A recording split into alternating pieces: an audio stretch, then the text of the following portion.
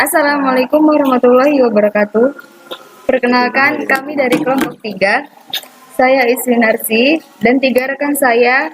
Yang pertama Fadia Umar Basyaib, yang kedua Rizky Davi Arliando, dan yang ketiga Ahmad Yazid Bustami. Kami akan menjelaskan tentang demokrasi pada masa Orde Baru. Baik, langsung saja saya akan menjelaskan pengertian demokrasi. Demokrasi berasal dari kata Yunani yaitu demokratia, yang terdiri dari 2 kata yaitu demos yang berarti rakyat, kratos atau kratein yang berarti kedaulatan atau pemerintahan. Secara harfiah, demokrasi berarti suatu bentuk pemerintahan di mana kekuasaan atau kedaulatan ada di tangan rakyat. Dengan kata lain, rakyat dilibatkan dalam setiap aspek kehidupan bermasyarakat, berbangsa, dan bernegara. Untuk selanjutnya akan dijelaskan oleh penyaji kedua. Kepada penyaji kedua, dipersilakan. Baik, terima kasih kepada penyaji pertama. Di sini saya akan menjelaskan prinsip-prinsip demokrasi. Pada dasarnya prinsip demokrasi terbagi atas beberapa kelompok. Yang pertama, kedaulatan di tangan rakyat.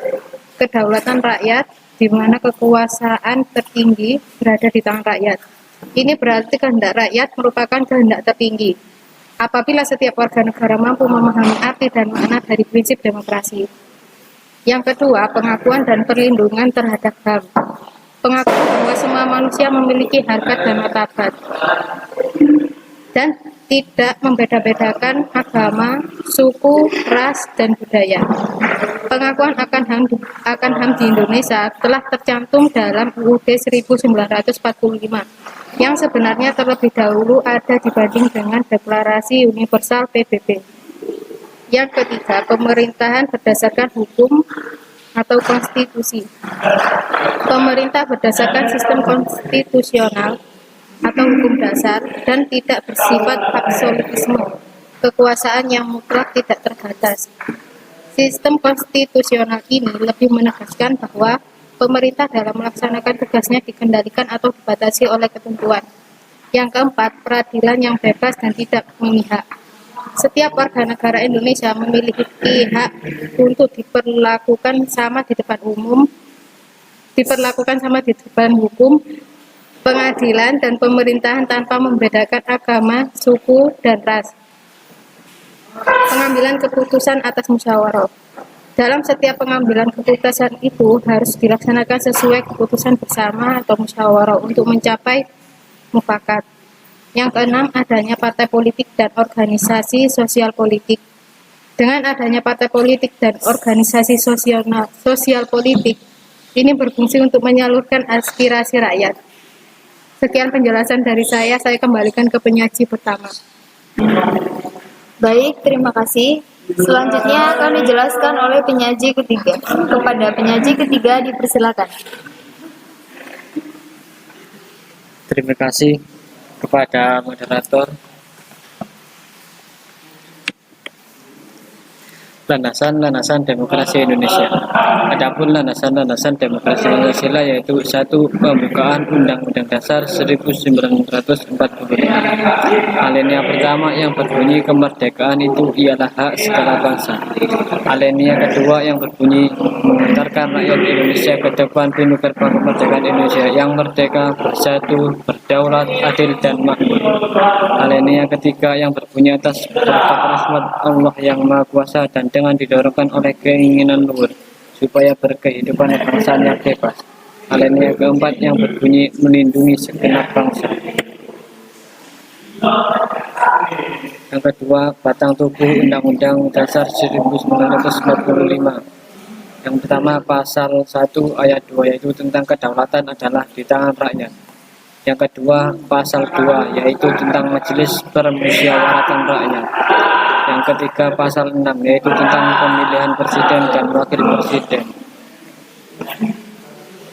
Yang kelima, pasal 24 dan 25 yaitu tentang peradilan yang merdeka. Yang keenam, pasal 27 ayat 1 tentang persamaan kedudukan di depan hukum. Yang ketujuh, pasal 28 kemerdekaan berserikat dan berkumpul. Terima kasih, saya kembalikan ke moderator. Baik, terima kasih. Selanjutnya akan dijelaskan oleh penyaji keempat. Kepada penyaji keempat, dipersilakan. Ya, di sini dengan penyaji keempat akan menjelaskan tentang pelaksanaan demokrasi di Indonesia. Dalam perjalanan sejarah bangsa, ada 4 macam demokrasi di bidang politik yang pernah diterapkan dalam kehidupan ketatanegaraan Indonesia, yaitu 1. Demokrasi parlementer atau liberal.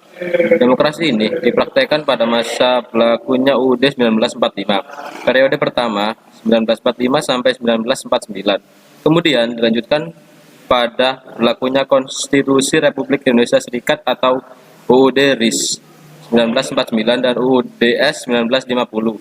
Demokrasi ini secara yudiris resmi berakhir pada tanggal 5 Juli 1959 bersamaan dengan pemberlakuan kembali UUD 1945. Pada masa berlakunya demokrasi parlementer, yaitu 1945 sampai 1959, kehidupan politik dan pemerintahan tidak stabil, sehingga pemrograman dari suatu pemerintahan tidak dapat dijalankan dengan baik dan berkesinambungan. Timbulnya perbedaan pendapat yang mendasar di antara partai politik pada saat itu. 2. Demokrasi terpimpin. Lahirnya demokrasi terpimpin karena ada kesadaran dan keyakinan terhadap keburukan yang diakibatkan oleh praktik demokrasi parlementer atau liberal yang melahirkan terpecahnya masyarakat, baik dalam kehidupan politik maupun dalam tatanan kehidupan ekonomi. Secara konsepsional, demokrasi terpimpin memiliki kelebihan yang dapat mengatasi permasalahan yang dihadapi masyarakat. Hal itu dapat dilihat dan diungkapkan oleh Presiden Soekarno ketika memberikan amanat kepada Konstitusi tanggal 22 April 1959 tentang pokok-pokok demokrasi terpimpin, antara lain: A. Demokrasi terpimpin bukanlah diktator. B. Demokrasi terpimpin adalah demokrasi yang cocok dengan kepribadian dan dasar hidup bangsa Indonesia. C. Demokrasi adalah demokrasi di segala soal kenegaraan dan kemasyarakatan yang meliputi bidang politik, ekonomi, dan sosial. D. Inti daripada pemimpin dalam demokrasi terpimpin adalah permusyawaratan yang dipimpin oleh hikmat kebijaksanaan. E. Oposisi dalam melahirkan pendapat yang sehat dan yang membangun diharuskan dalam demokrasi terpimpin. Berdasarkan pokok pikiran tersebut, demokrasi terpimpin tidak bertentangan dengan Pancasila dan UUD 1945 serta budaya bangsa Indonesia.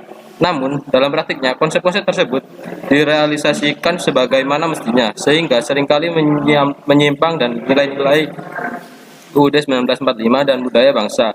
Penyebabnya adalah selain terletak pada Presiden, juga karena kelemahan legislatif sebagai partner dan pengontrol eksekutif, serta situasi sosial politik yang tidak menentu saat itu. Demokrasi yang ketiga yaitu demokrasi Pancasila pada era Orde Baru. Demokrasi Pancasila mengandung arti bahwa dalam menggunakan hak demokrasi haruslah disertai rasa tanggung jawab kepada Tuhan Yang Maha Esa menurut agama dan kepercayaan masing-masing. Menjunjung tinggi nilai-nilai kemanusiaan sesuai dengan martabat dan harkat manusia. Haruslah menjamin persatuan dan kesatuan bangsa, mengutamakan musyawarah dalam menyelesaikan masalah bangsa, dan harus dimanfaatkan untuk mewujudkan keadilan sosial. Munculnya demokrasi Pancasila adalah adanya berbagai penyelewangan dan permasalahan yang dialami oleh bangsa Indonesia pada berlakunya demokrasi parlementer dan demokrasi terpimpin. Kedua jenis demokrasi tersebut tidak cocok diterapkan di Indonesia yang bernapaskan kekeluargaan dan gotong royong. Meskipun demokrasi ini tidak bertentangan dengan prinsip demokrasi konstitusional, namun praktik demokrasi yang dijalankan pada masa Orde Baru masih terdapat berbagai penyimpangan yang tidak sejalan dengan ciri dan prinsip demokrasi Pancasila, diantaranya: 1. Penyelenggaraan pemilu yang tidak jujur dan adil. 2. Penegakan kebebasan berpolitik dan bagi PNS. 3. Kekurangnya jaminan kebebasan mengemukakan pendapat. Demokrasi yang keempat yaitu demokrasi Pancasila pada era Orde Reformasi. Demokrasi yang dijalankan pada masa reformasi ini masih tetap demokrasi Pancasila, namun perbedaannya terletak pada aturan pelaksanaan berdasarkan peraturan perundang-undangan dan praktik pelaksanaan demokrasi. Terdapat beberapa perubahan pelaksanaan demokrasi Pancasila dari masa Orde Baru. Pelaksanaan demokrasi pada masa Orde Reformasi sekarang ini yaitu: 1. Pemilihan umum lebih demokratis. 2. Partai politik lebih mandiri. 3. Lembaga demokrasi lebih berfungsi. 4. Konsep trias politika atau pilar kekuasaan negara, masing-masing bersifat otonom penuh. Adanya kehidupan yang demokratis melalui hukum dan peraturan yang dibuat berdasarkan kehendak rakyat. ketentraman dan ketertiban akan lebih mudah diwujudkan. Tata cara pelaksanaan demokrasi Pancasila dilandaskan atas mekanisme konstitusional karena penyelenggaraan pemerintahan NKRI berdasarkan konstitusi. Demokrasi Pancasila hanya akan dapat dilaksanakan dengan baik apabila nilai-nilai yang terkandung di dalamnya dapat dipahami dan dihayati sebagai nilai-nilai budaya politik yang mempengaruhi sikap hidup politik pendukungnya. Terima kasih, saya kembalikan kepada moderator. Baik, terima kasih atas penjelasan dari penyaji keempat. Oke, sekian penjelasan dari kelompok kami. Apabila ada kekurangan, mohon dimaafkan. Wassalamualaikum warahmatullahi wabarakatuh.